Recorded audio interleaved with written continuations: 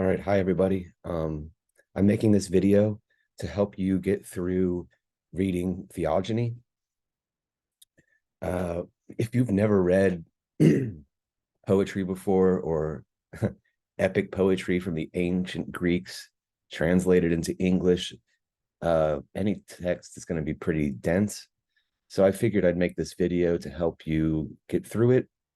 I'll read it at the pace I think is best to comprehend what's going on, while also stopping at points to provide some insight or some observations that I have as we go through this.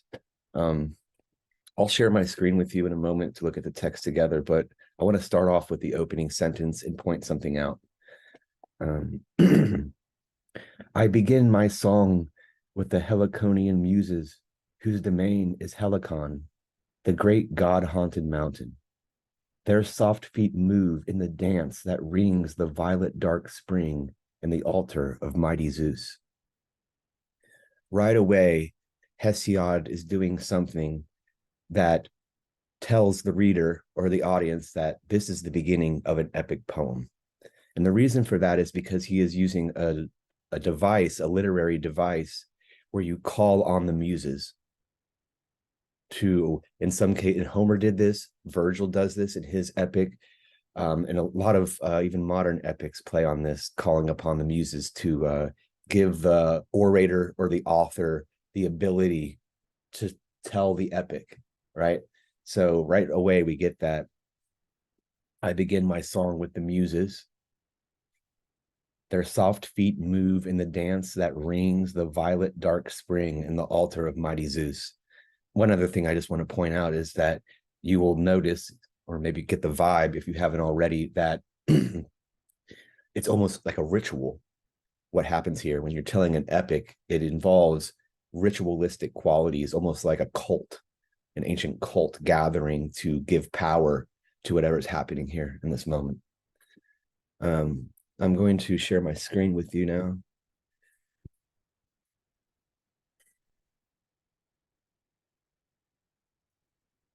Here we go. Here we go. All right.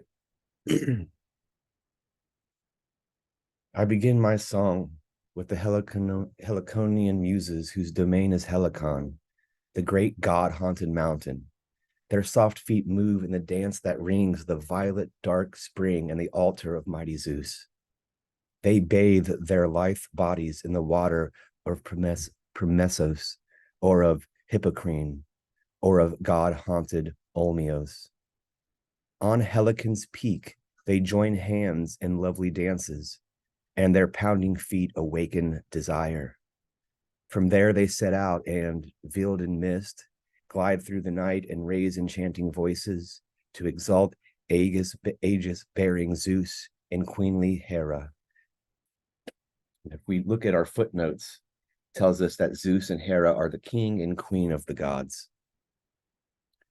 The lady of Argos who walks in golden sandals, gray-eyed Athena, daughter of Aegis-bearing Zeus, and Phoebus, Apollon, and arrow-shooting Artemis. They exalt Poseidon, holder and shaker of the earth, stately Themis and Aphrodite of the fluttering eyelids, and gold-wreathed Hebe and fair Diana. And it tells us that all gods and goddesses have been named here. Apollon, god of poetry, Artemis, goddess of the hunt, are twins. Poseidon, brother of Zeus, causes earthquake. Themis is goddess of justice. Aphrodite is goddess of sexual desire. So all of these gods and goddesses are being called upon by the muses.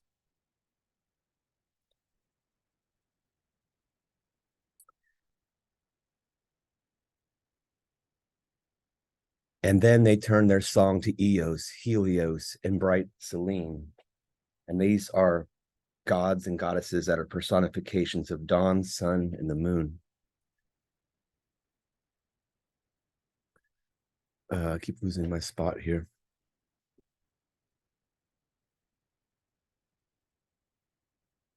Toledo, Lapetos, and sinuous-minded Kronos, who we learn Leto is the mother of Apollo and Artemis. Lapithos and Kronos are Titans, children of the earth and the sky. To Gaia, great Okeanos and Black Night, and to the holy race of the other deathless gods. It was they who taught Hesiod beautiful song as he tended his sheep at the foothills of god-haunted Helicon. Here are the words the daughters of aegis-bearing Zeus, the muses of Olympius, first spoke to me. And I'll pause there. Notice that Hesiod is in first person, what they spoke to me, but he also has referred to himself in third person when he says it was they who taught Hesiod beautiful songs. So don't get confused. Hesiod is the orator or the author here. He just switches from third to first person.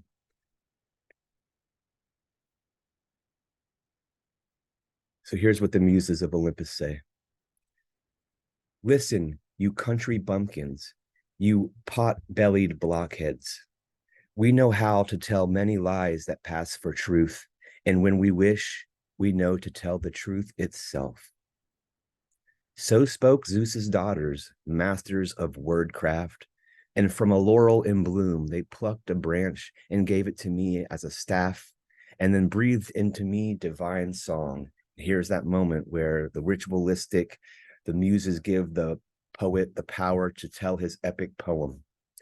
And then breathed into me divine song, that I might spread the fame of past and future, and command me to hymn the race of the deathless gods, but always begin and end my song with them. So there we have it. He's clearly identifying the epic device of saying, I start my epic poem with the muses and I end them with the muses. And he also tells us what this poem is going to be about, what they are giving him the power to do, right? That they're going to breathe into me divine song, that I might spread the fame of past and future, and commanded me to hymn the race of the deathless gods. That is what Hesiod is being given the strength to do. Yet trees and rocks are not my theme. He's not here to talk about nature. Let me sing on.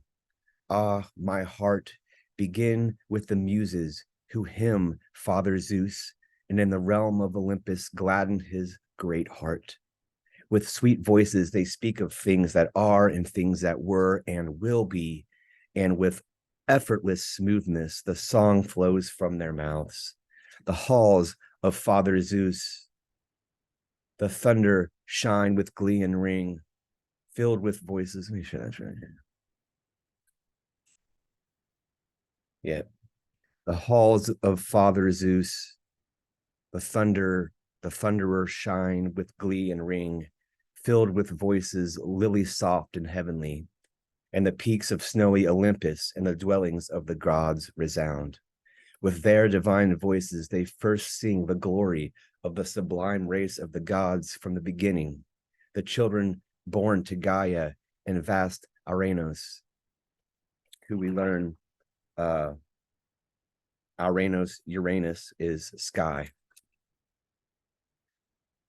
And of their offspring, the gods who give blessings.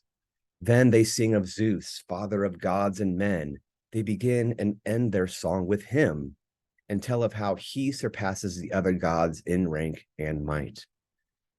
And then again, the Olympian muses and daughters of aegis-bearing Zeus hymn the races of men and of the brawny giants, and thrill the heart of Zeus in the realm of Olympus. Mnemosyne,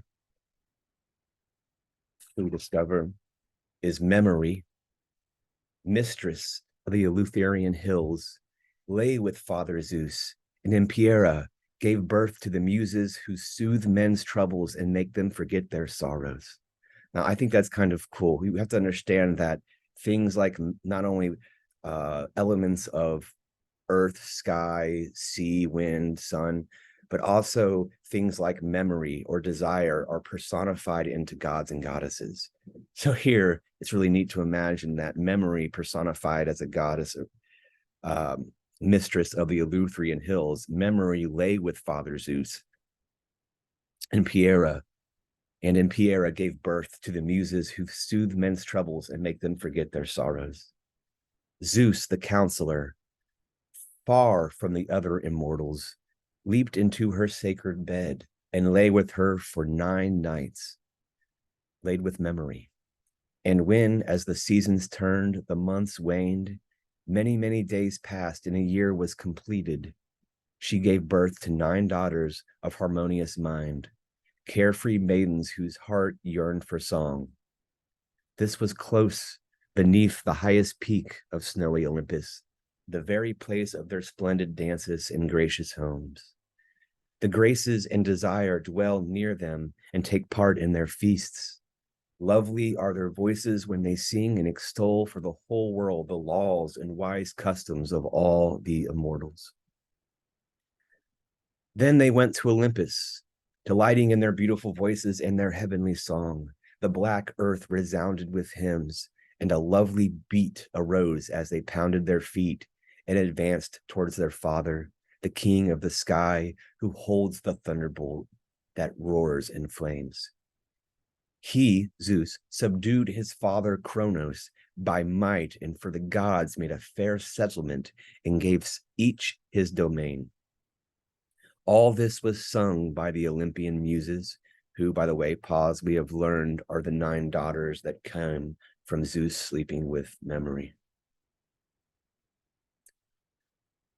All this was sung by the Olympian muses, great Zeus's 9 daughters, whose names are, and I'm going to butcher these like I butcher the rest, Clio, Euterpe, Thalia, Melpomene, Terpsichore, Erato, Polymnia, Arania, and Calliope, preeminent by far, the singer's pride in the company of noble kings. And our footnotes tell us what each of these daughters represent. So Clio over history, Euterpe over music, Thalia over comedy, Melpomene over tragedy, Terpsichore over dance, Erato over lyric poetry, Polymnia over choral poetry, and Arania over astronomy, and Calliope over epic.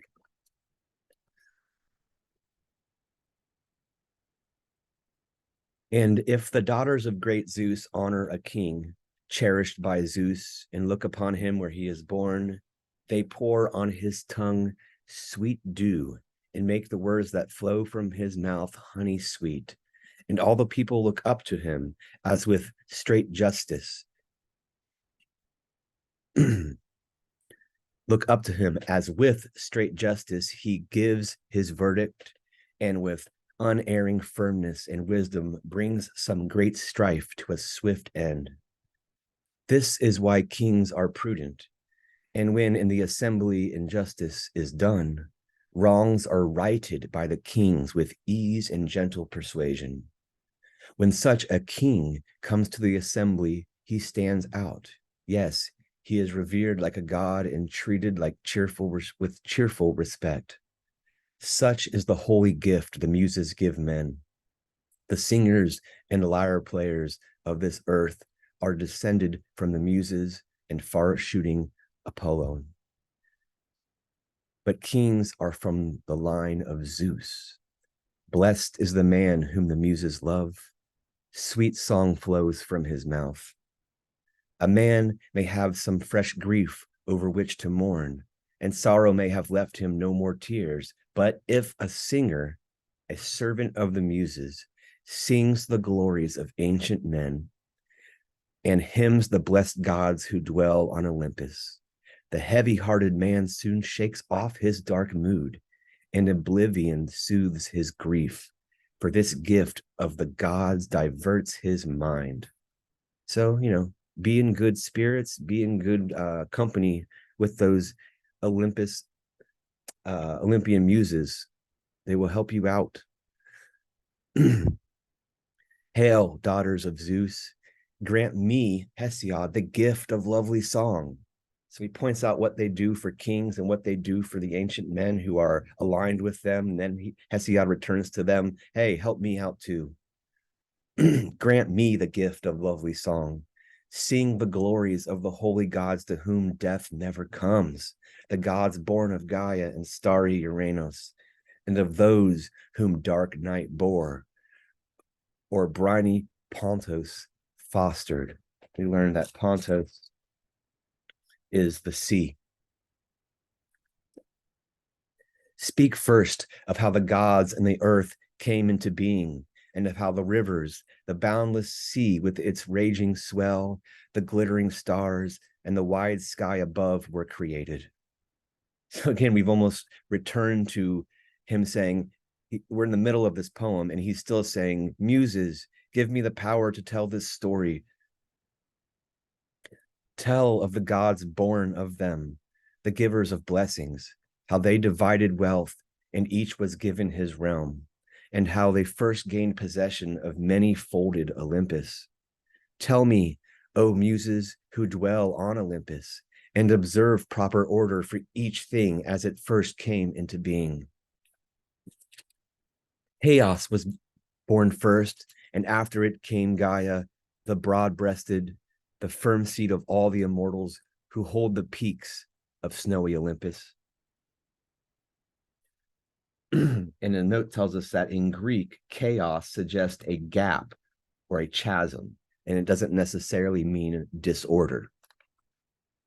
So chaos or gap or chasm was born first, and after it came Gaia, the broad-breasted, the firm seat of all the immortals who hold the peaks of snowy Olympus, and the misty Tartaros, in the depths of broad-pathed earth, and Eros, the fairest of the deathless gods.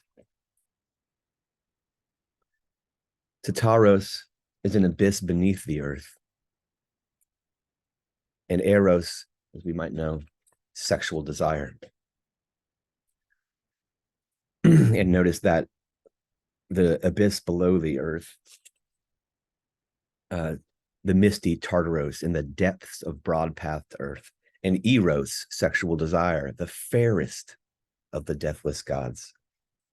He unstrings the limbs and subdues both mind and sensible thought in the breast of all gods and all men. Chaos gave birth to Erebos and Black Night, and Erebos is nighttime, is darkness, I'm sorry. Chaos gave birth to darkness and black night. Then darkness mated with night and made her pregnant, and she in turn gave birth to ether and day. And ether is, of course, the upper part of the sky. So chaos, which is a gap or chasm in the earth, gave birth to darkness and black night. And darkness and night, who I guess would be siblings, mated. He made her pregnant, and she in turn gave birth to the sky and day. Gaia now first gave birth to starry Uranus, her match in size, to encompass all of her, but be the firm seat of all the blessed gods.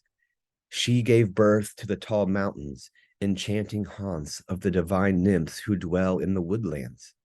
And then she bore Pontos, the barren sea with its raging swell.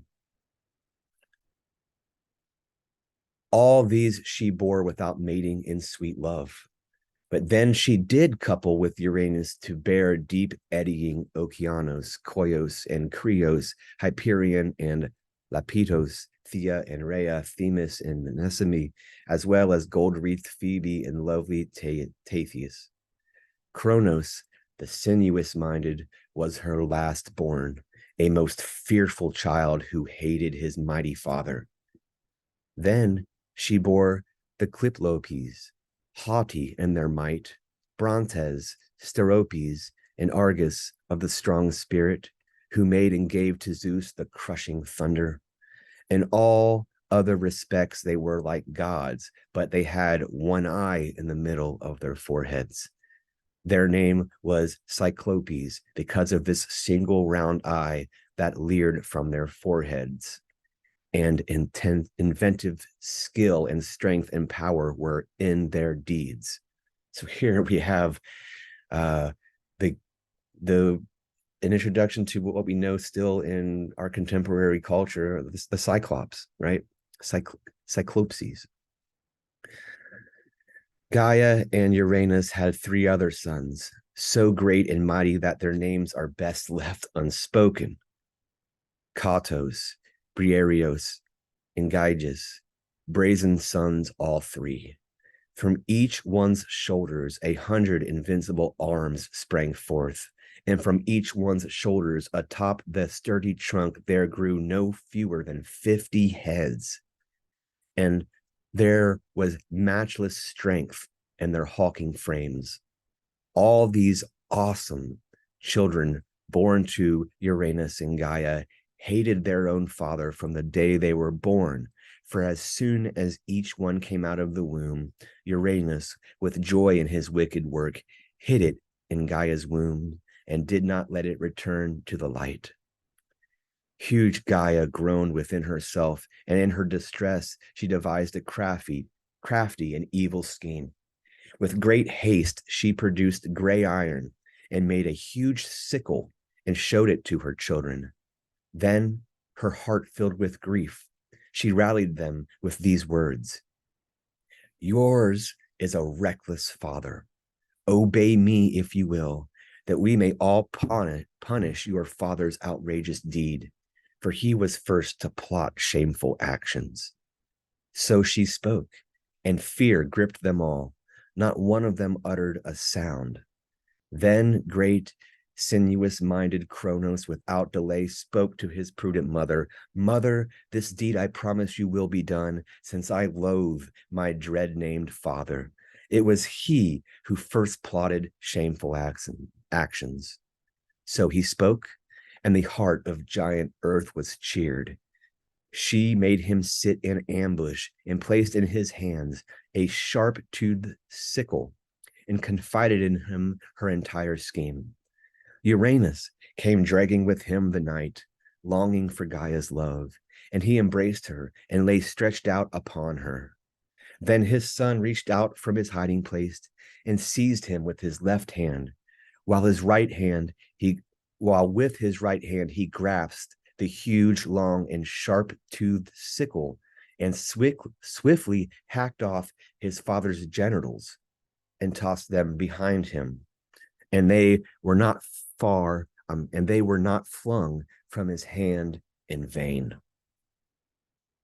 Gaia took in all the bloody drops that spattered off, and as the seasons of the year turned around, she bore the potent Furies and the giants immense, dazzling in their armor, holding long spears in their hands. And then she bore the ash tree nymphs of the boundless earth. As soon as Cronus had lopped off the genitals with the sickle, he tossed them from the land into the stormy sea. And as they were carried by the sea a long time, this is insane, I know, all around them, white foam rose around the god's flesh. And in this foam, a maiden was nurtured. First, she came close to god-haunted Cythera, which is a place. And from there, she went on to reach sea-girt Cyprus. There, this majestic and fair goddess came out, and soft grass grew all around her soft feet. Both gods and men call her Aphrodite, foam-born goddess, and fair-wreathed Cytherea.